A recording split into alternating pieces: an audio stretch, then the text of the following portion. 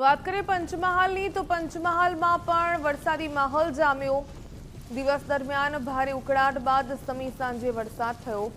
ગોધરામાં સામાન્ય વરસાદને લઈને જાહેર માર્ગ પર પાણી ભરાઈ ગયા।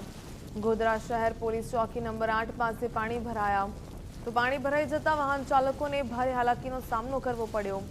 શહેરાનગરમાં અન્યાદ ચોકડી પાસે પણ વરસાદી પાણી ફરી વળ્યા।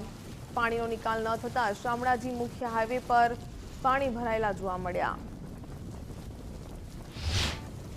હવામાન વિભાગ દ્વારા ગુજરાત રાજ્યના કેટલાક વિસ્તારમાં ભારેથી અતિ ભારે વરસાદની આગાહી કરવામાં આવી છે।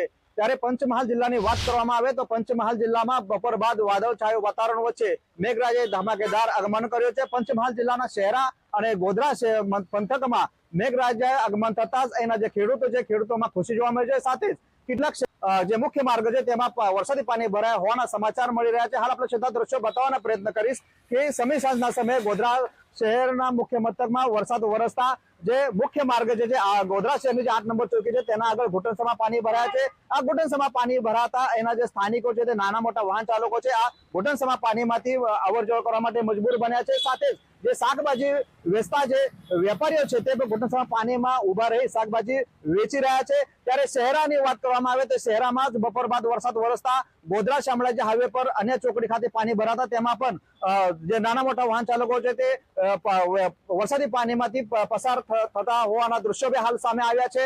ત્યારે આજે વરસાદી પાણીનો નિકાલ કરવા માટે એના સ્થાનિકો દ્વારા અનેકવાર રજૂઆતો કરવામાં આવી છે, પરંતુ સંલગ્ન તંત્ર દ્વારા કોઈ પણ પ્રકારની કામગીરી કરવામાં નહીં આવતા હાલ ગોધરા શહેરના શહેરીજનો માં રોષ જોવા મળે છે અને વરસાદી પાણીનો કાયમી સ્વરૂપે નિકાલ કરવામાં આવે તેવી હાલ માંગ કરતા જોવા મળે છે। સાથે લાંબા સમય બાદ પંચમહાલ જિલ્લામાં મેઘરાજાનું આગમન થતા એના જે ધરતીપુત્રો છે તેમાં ખુશી જોવા મળી રહી છે। Namdev Patil, Gujarat first news, Godhra, Panchmahal.